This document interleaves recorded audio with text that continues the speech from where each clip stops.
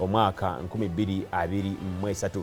Omwaka guno ntekateka budget ya fiscal year wano kibeera nti tutandika mwezi gwa musanvu omwaka omupya ogw'ebyensimbi era tuli mu mwaka omupya ogwa 2023 2024 ngera twakamalamu kati ennaku 3 zokka.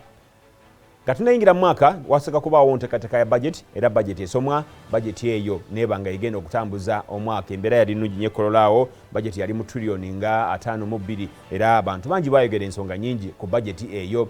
Naye mu ggwanga lyattu Uganda mulimu abantu bangi oba oyinza ozita kategori z'abantu nyingi okuli oyinza okuyita omuntu wa wansi omuntu wa bulijjo oba mufuna mpola newabeerawo bali mu middle class newabawo nebali abanene abali waggulu eri. N'ebitongole ebivunaanyizibwa ku budget eno gitambuza obulungi okuli ekitongole ekiwooza omusolo ministry yennyini ey'ebyensimbi n'ebirala bwe biba byogera ku budget eno oluusi byerabira okwogera eri omuntu wa wansi okutegeera obulungi budget eno n'engeri gy'agenda okugifunamu oba oliawo n'emiwaatwa egyo girimu n'ebirala bingi. Olunaku lwaleero tusazeewo twete mukadde waffe John Kakungulu Walugembe ono nga senkulu atwala Small Scale Industries Association y'abannaffe abo abalina businesses entonotono abali ku small scale era nga enteekateeka eno ya budget agitunuulidde okumala ebbanga ddene era abadde interfacinga n'ebali abali waggulu eri naye ng'ekisinga okumuluma ye muntu wa wansi. Tumwesa olunaku olwaleero twogere eri omuntu wa wansi ayongere okutegeera budget eno oba oliawo yategeerina wayinza okuyita okusobola okulaba nti naye ayongera okugifunamu. Sebo mukadde wange sanyuza okulaba ku telefayina yaffe kubeera wano ku telefayina ya Buganda. Weewaawo. Maybe ensonga gye njagala okutanyamu va mu kitongole kye tuyita Federation of Small and Medium Sized Enterprises. Yes, sir. Kitwala ne Small Scale Industries. Yes. Naye weewala ekitongole ekirala ekiri wano ku Small Industries ne business zino zonna neffe business zino zonna kasita obanga business gy'oddukanya ntono ffe tuba tukola ki tukutwala kuba oyinza oganze evuga bodaboda eyo asiri mu bintu ebyo nadduuka eyo yali mu bamakolero kasi makolero naye abannaffe abalina business entono zonna bwe zibanga ntono weewaawo ffe tuba twagala tulabe nti ensonga yo etuuka ku bali bannaffe abatukolera amateeka n'abateesa ku bintu nga budget n'ebintu bwe bityo. Awo wenyini wenyalala okutuuka omusajja yaŋŋambye nti basoma budget naye nze omuntu yakoma mu senior 4 yakoma mu senior 2 ne bigaana netandikawo edduuka lyange tonotono netandikawo business yange entonotono netandikawo ka industry kange akatonotono ebintu ebimu basi bitegeera. Abasajja bano kikye bagenderera okutaputa budget nga bagitaputira muntu wa waggulu naye ng'ate nze omuntu wa wansi ate nze ngenda nange okufandinga budget eyo.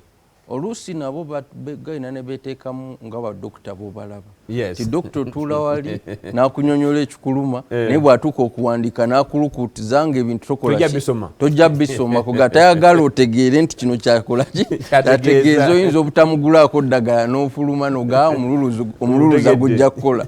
So nabano bagenda ne beekweka mu gagamba aganene ne bajja ne bagamba domestic resource mobilization strategy noga kati bategeeza ki ebyo basoma naye nga ekikulu mu ekyo baagala bakunyigirize balabe nti omusolo gw'osasula gukola ki gweyongera. Buli lwe tugamba domestic resource mobilization oteeka otegeera nti gwaddukanya ka business ko sente ziva mu ggwe teri ngeri ndala ate engeri evaawo tukamula tutya mu Uganda okumugjamu ensimbi zifandinga budget yaffe zidukanye government. Of course government yonna eba yeetaaga okufuna sente kuba kati weesanga nti mu seeno sente ze tujja mu bantu ntono okusinziira ku byenfuna by'eggwanga bwe biri.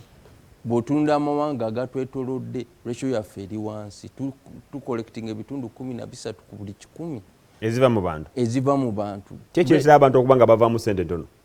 Ekyo kirala kati abantu abamu bagamba kati sente zikola tuli baavu abamu bagamba sente zikola ki abalala bagamba tuli baavu abalala bagamba nze bakangira bwe nti bwe banankwatira tunalabira eyo okiraba n'ekirala nti abantu bangi baddukanya business nga tebalina we beewandiise kitegedde yaddukanya business ye kuva mu maka ge bamusasula abeerawo talina license teryamumanyi kati omuntu oyo ogenda mujjako otya omusolo ate kati bigenze byeyongera kuba kati abantu ne maduuka badduse bazze ku social media ateekako engatta emu olina agagindeetere wano ku Gazaland nafuna sente nafuna boda n'agitwala olina amuwa sente n'atema kati omuntu ng'oyo omusolo ogumujjako otya kale awo obuzibu URA bwerina nti abantu abasinga bizinesi zaabwe bwe zityo abazungu bakiyita informal. Yes. Munnabuganda alaba Terefayina tumuzeeyo katono nnyo ku budget. Yes. Budget erimu bikulu ki oba oli awo gwe biwatunuulidde n'ogamba nti omuntu wange ono waka bizinesi akatono mu kyalo ne bw'aba ali mu kibuga yeetaaga amanye ensonga zino. Okay, so budget awamu ekisooka omuntu ategeera budget kitegeeza ki? Budget yembalirira. Oli ayinza olowooza bwe basoma budget gavumenti bwetyo bwegenda osasanya sente ebe eteebereza nti mu mwaka ogujja tujja kukola bwetu tujja kukola bwetu tujja kukola bwetu. Oluusi ogenda n'osanga nti bye yalowooza nti ejja tuukako tebituuseeko. Kankuwa ekyokulabira ku mwaka oguwedde bateesa nti Uganda Revenue Authority ejja funa trillions 25. Katonda n'atuyamba nti yayisizza nawo mu collecting sente yayisizzaawo ekyabadde ekintu ekirungi. So budget bwetyo bweri kuteebereza kati sente awamu gavumenti zeesuubira okufuna mwaka guno trillions ziri 2.52 n'obutundu 7 zeesuubira okufuna awamu wonna kati neesuubira nti Uganda Revenue Authority ejja tuleetera trillions nga 29 n'obutundu 7. Then netufuna kye tuyita non-tax revenue. Oyinza ogenda mu kitongole kya gavumenti ne bagamba sasula wano mu Uganda Registration Services Bureau bano ogenda mu passport office ne bagamba sasula ya passport. Kati ezo non-tax revenue zetuwaayo obusente obutono obuva ku bannayuganda okufuna services ezimu ez'enjawulo. Ya kati bw'ogattako ezo ne twesanga nti wano mu ggwanga lyonna gavumenti esuubira nti egenda kufuna trillions 3.3. Kitegeeza n'obwo bulimu kati trillion nga 5-4 ze basuubira okuvamu obwo obuservices obwo butonotono. Yes. Kati ezisigadde of course ezimu tusuubira nti tujja kwewola mu banka za wano endala tusuubira nti tujja kwewola mu bannaffe ab'ebweru.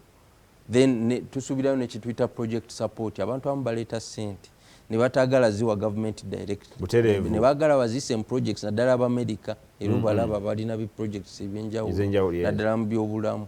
So tusuubira nti tujja kufuna trillions 8 mu ngeri bwetyo. Yes. So embeera bwetyo bweri ku side y'ebyenfuna kati okusaasanya gavumenti egenda ku spendinga trillions 9 kubikwata ku bulamu bw'abantu ebyobulamu eby'amazzi n'ebyamasomero. Then ekwate trillions endala 9 ebiteeke ku byokufuga abantu ne security.